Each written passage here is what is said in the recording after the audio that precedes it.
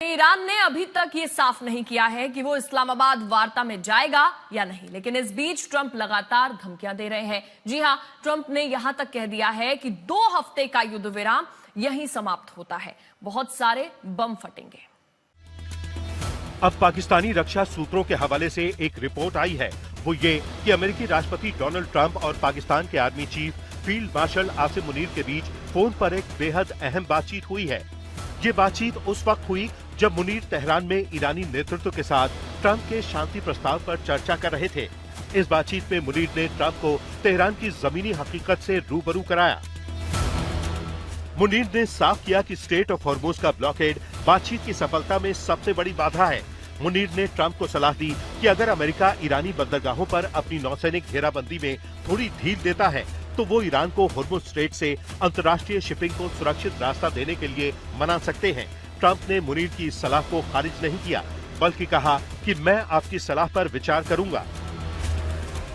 यानी ईरान अब अपनी 2 शर्तों पर अडिग है। एक तो हॉर्मुज से अमेरिकी नाकेबंदी को हटवाना, दूसरी वो किसी भी कीमत पर अपना यूरेनियम अमेरिका या किसी दूसरे देश को नहीं सौंपेगा।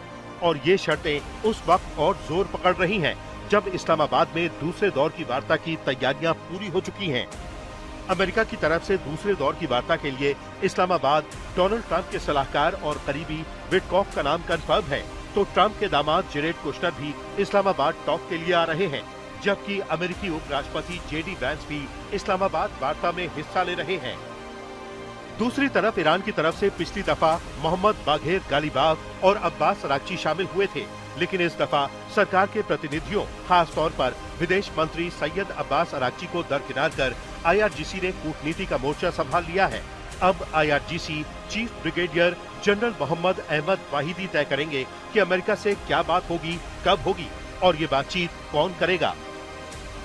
न्यूयॉर्क पोस्ट और institute for the study of war यानी ISW दोनों की रिपोर्ट में ये दावा किया गया है कि ईरान की कूटनीति और उसकी सैन्य मशीनरी अब पूरी तरह से IRGC यानी इस्लामिक रेवोल्यूशनरी गार्ड कॉर्प्स का कब्जा हो गया है। रिपोर्ट्स के मुताबिक IRGC commander major general Ahmad Vahidi अब ईरान के सबसे ताकतवर शख्स बनकर उभरे हैं।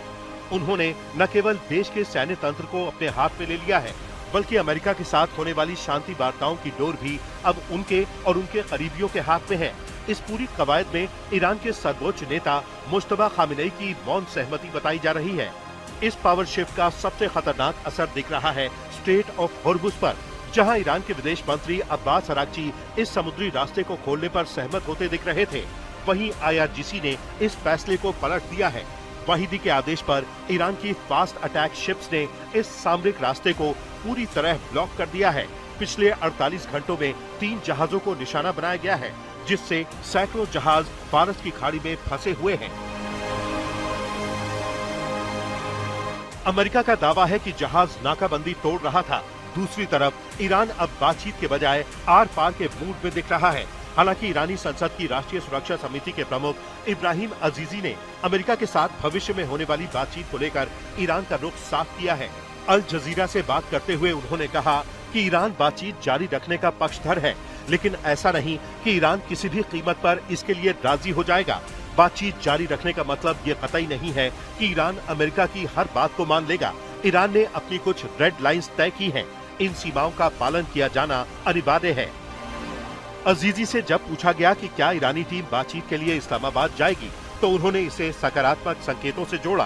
पूर्व IRGC कमांडर अजीजी ने कहा कि हमने कभी बातचीत के सिद्धांत से परहेज नहीं किया है।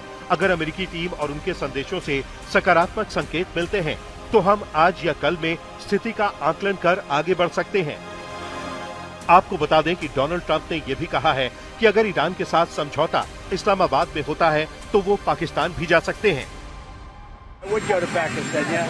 Pakistan has been great. They've been so good. Islamabad, I might go. Yeah, I might go. If the deal is signed in Islamabad, I might go. The field marshal has been great. The prime minister has been really great in Pakistan. So I might go. They want me. अगर Trump Pakistan जाते हैं, तो वो अपने आप में एक इतिहास होगा। साल 2006 में जॉर्ज W. बुश के बाद पिछले 20 सालों में कोई भी अमेरिकी राष्ट्रपति पाकिस्तान नहीं गया है। ऐसे में पाकिस्तान ईरान और अमेरिका के बीच डील कराने के लिए हर मुमकिन कोशिश कर रहा है। आज तक ब्यूरो।